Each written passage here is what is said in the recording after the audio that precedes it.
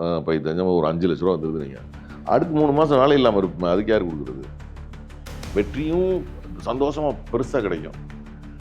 டக்குன்னு பார்த்தா வந்து ஒரு தோல்வி நம்மளை வீட்டில் உட்கார வச்சிடும். லட்சியத்துக்காக நம்ம வந்து போராடணும், கடைசி வரைக்கும் லட்சியத்துக்காகவே வாழனா அப்போ எப்போ தான் நான் வாழ்றது? மாணவர்களோட டேரக்டர் இங்கே ஏவிஎம் கும்னால தான் இறந்துக்கிட்டு இருந்தார். அப்படி ஒரு தொழிலில் தானே இருக்கோம். அப்படி இருக்கப்போ ஒரு பொட்டி கிடையாது வச்சுக்கணும் வருமானத்துக்கு. இப்பெல்லாம் அவர் தாய்மாமன் படத்தோட டேரக்டர் ரோட்டில் தான் இருந்துக்கிட்டு இருந்தார். நீங்கள் கலையை உண்மையிலேயே நேசிச்சு உள்ள வர்றீங்கன்னா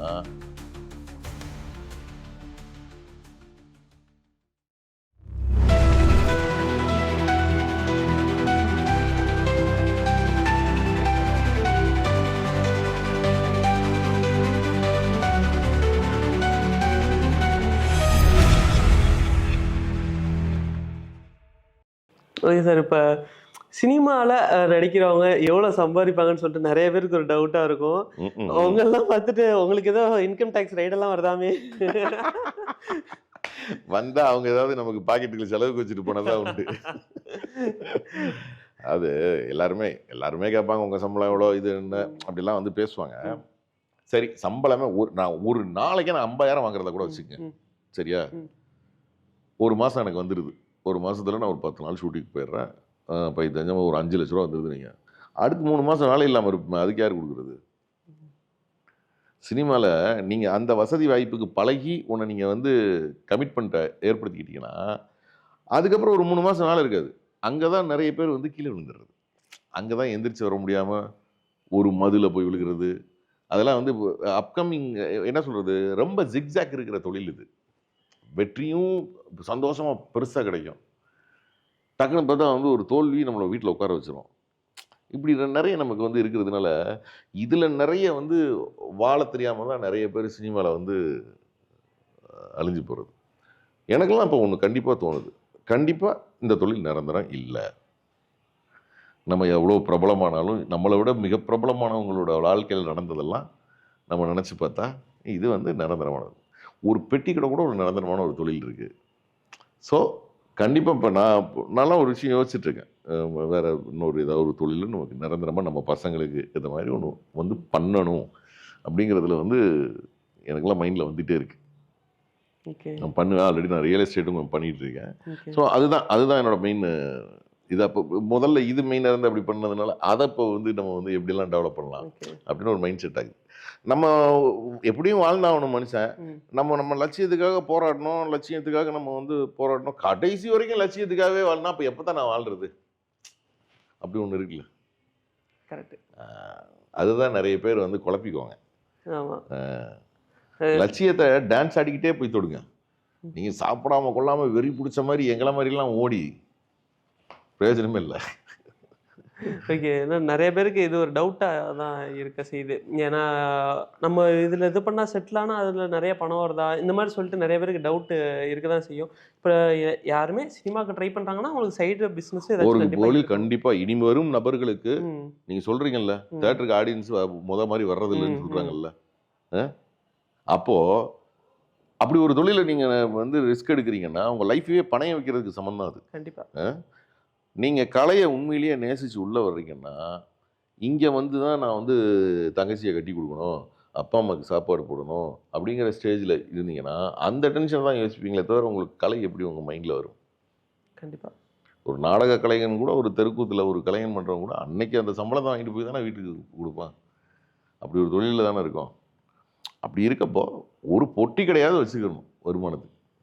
இன்றைக்கி சோஷியல் மீடியா சொல்லுவாருக்கு வேறு ஏதோ சம்திங் நீங்கள் சொன்ன வந்து இப்போ வாட்டர் திவாகரா அவரெல்லாம் வந்து எப்படியோ ஃபேமஸ் ஆகிட்டார்ல. அவருக்கு ஒரு ஃபாலோவர்ஸு, ஒரு இன்கம், ஒரு எப்போ வீடியோ போட்டாலும் வந்து அவருக்கு ஒரு இன்கம் இருக்கும்ல. அப்போ அதெல்லாம் வந்து அப்படி ஏதோ ஒன்றை வந்து தேடிக்கிறப்போ நம்ம வந்து கலைத்தாயை இன்னும் அதிகமாக நேசிக்கலாம். ஓகே. நான் கலையை ரொம்ப நேசிக்கணும்னு ஆசைப்படுறதுக்கு காரணமாக தான் கையில் இன்னொரு தொழில் வச்சுக்கங்கன்னே சொல்கிறேன். ஓ, கண்டிப்பாக நிறைய பேருக்கு யூஸ்ஃபுல்லாக இருக்கும். ஏன்னா ஒன்று நம்பி இருக்க ஒரு சைடு ரெவென்யூ மட்டுமே நம்ம டிஸ்கரேஜ் பண்ணுறதுக்காக வந்து நம்ம சொல்கிறதில்ல. நம்ம பார்த்த பெரிய ப்ரொடியூசர் குருதனபாலன்லாம் ஒருத்தர் இருந்தார். நான் பார்க்கும்போது அப்படி ஒயிட் அண்ட் ஒயிட்டில் அவ்வளோ அவ்வளோ இதாக இருப்பார். பெரிய மனுஷன் படம்லாம் அவர் தாய்மாமன் படத்தோட டேரக்டர். ஓ ரோட்டில் தான் இருந்துகிட்டு இருந்தார். மாணவர்களோட டேரக்டர். இங்கே ஏவிஎம் குன்னால தான் இறந்துக்கிட்டு இருந்தார். வெற்றி பெற்றவங்களையே அப்படி வந்து சினிமா அலக்கழிக்கும் போது தோல்வியும் அடைஞ்சிட்டா எவ்வளோ கஷ்டம். அவங்களுக்குன்னு ஒரு ஃபேமிலி, ஒரு நிரந்தரமான ஒரு தொழில் இருந்ததுன்னா அதில் இதுக்கு ஒரு வேளை கைவிட்டாலும் அதுக்கு ஜம்ப் ஆவாங்க. இந்த தொழிலுக்கு வந்து அவங்க யாரும் திரும்பி போக மாட்டாங்க. இந்த நிழல்லையே வாழ்ந்துருவாங்க. அப்படி எம்ஜிஆர் படத்தில் ஜூனியர் ஆர்டிஸ்ட் பண்ணவங்கலாம் இன்னும் எவ்வளவோ பேர் இருக்காங்க. நிறைய வயசாயிருக்கும், வேற தொழிலே தெரியாது, அது ஜூனியர் ஆர்டிஸ்டாக தான் வந்து நிற்பாங்க.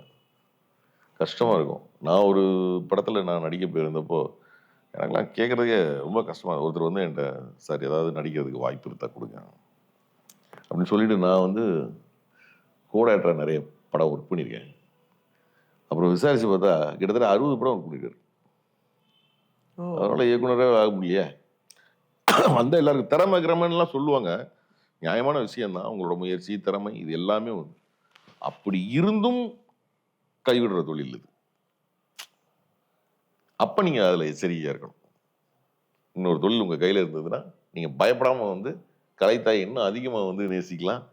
நான் வர்றது ஒன்று சந்தோஷப்படுத்துறதுக்கு மட்டும்தான் நான் வந்து கலைத்தொழிலில் இருக்கணும்னு நினைக்கிறேன் அப்படின்னு ஒரு மென்டாலிட்டி இருந்தீங்கன்னா உங்களோட வெற்றி இன்னும் பிரமாதமாக இருக்கும். Super sir. நிறைய பேருக்கு கண்டிப்பா சொல்றேன், இது யூஸ்ஃபுல்லான ஒரு விஷயமா இருக்கும். ஏன்னா நிறைய பேர் இது தெரியாம தான் அனுபவத்தில் தப்பு தெரிஞ்சு பண்றது, இல்ல எப்படி பண்றதுன்னு தெரியாம இருக்கலாம். இந்த மாதிரி ஐடியாஸ் தெரிஞ்சிச்சுன்னா அது இந்த ஐடியாஸ் கண்டிப்பா நிறைய பேருக்கு யூஸ்ஃபுல்லா இருக்கும்னு நினைக்கிறேன் சார். பெரிய பெரிய ஆக்டர்ஸ் எல்லாம் நீங்க வந்து ஒரு டைரக்டராகவும் இருந்ததுனால அதை நான் கேட்குறேன். பெரிய பெரிய ஆக்டர்ஸ்க்காக அவங்களோட ஸ்டோரியை கொஞ்சம் கொஞ்சம் மாத்துறாங்கல்ல டைரக்டர்ஸ். ஓகே, அதனால படங்கள் கொஞ்சம் அடிவாங்க செய்யுது.